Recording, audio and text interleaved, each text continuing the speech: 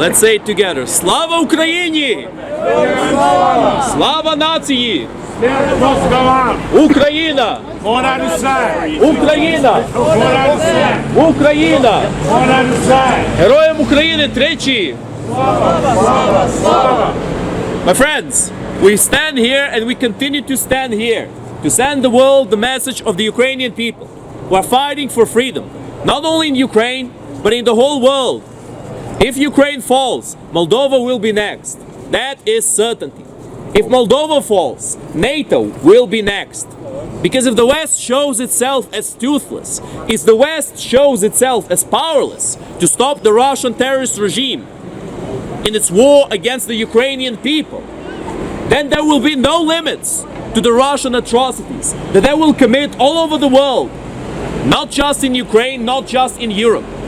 Even now, Everyone's got a good point. It's bad enough that two NATO members have already got tooth decay. Turkish and Hungarian tooth decay. well, in terms of Turkey, we have a difficult situation indeed. In terms of Hungary, it's a bit easier because Hungary is actually not that useful for NATO or for the EU in the first place. So it's very interesting to see the shill and the hypocrite, the Russophile, Putin's little shill here, Orban, to keep defending the Russian terrorist regime. It's very interesting to see that happen. He claims that Ukraine is not qualified to join the EU. But in reality, Hungary has been backtracking on a lot of different obligations that they have to do to be part of the EU. So who is really at odds with the EU in this case? My friends, Ukraine wants to be part of the free world. That is only not being allowed by the Russian terrorist regime. Russia is the country that fights for the enslavement of the many people who they claim to rule, of the many people who they claim have no history. The Russians have continued their rhetoric with Kazakhstan and with Belarus, same as they've been speaking about Ukraine. The Russians have claimed Ukraine has no history. The Russians have claimed Kazakhstan has no history. The Russians have claimed Belarus has no history. They have claimed every single one of those countries is merely a shadow of Russia, is merely an outbreak of the real Russian Empire. That is what they've been saying for generations now.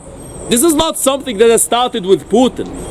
This idea of Russification of the different populations that are subservient to Russia has been going on for a very long time indeed. Russia is not a politically and ideologically a European country. It is more akin to the Mongol Khanate because they see their people as a commodity, not as members of a country who they need to protect. That is how Russia sees the whole world, in fact.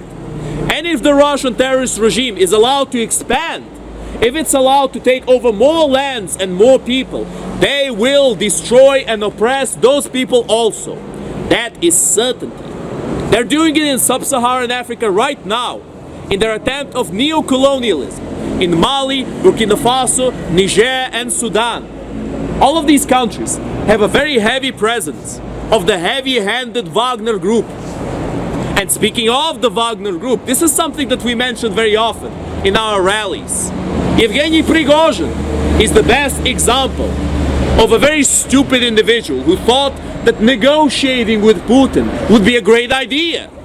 He thought he could get away with his own personal ambitions and that Putin would allow him to keep at least some of those achievements that he has had through the years. But Prigozhin was wrong. He wanted to negotiate with Putin. He trusted Putin. But Putin stabbed him in the back at the first opportunity he got. The supposed settlement that he made with Putin, that supposedly Lukashenko was being the diplomat for, it broke down immediately.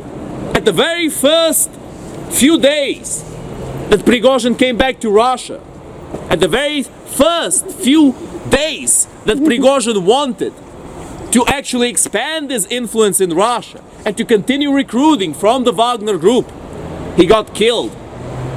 That is the stupidity and the idiocy of these appeasers, of these Russophiles, of these individuals who claim that Russia wants peace, that we only have to talk with poor, innocent, prosecuted Russia, who supports terrorist organizations all over the world, who is in cahoots with Iran and North Korea, two other terrorist countries that are also waging their own terrorist wars.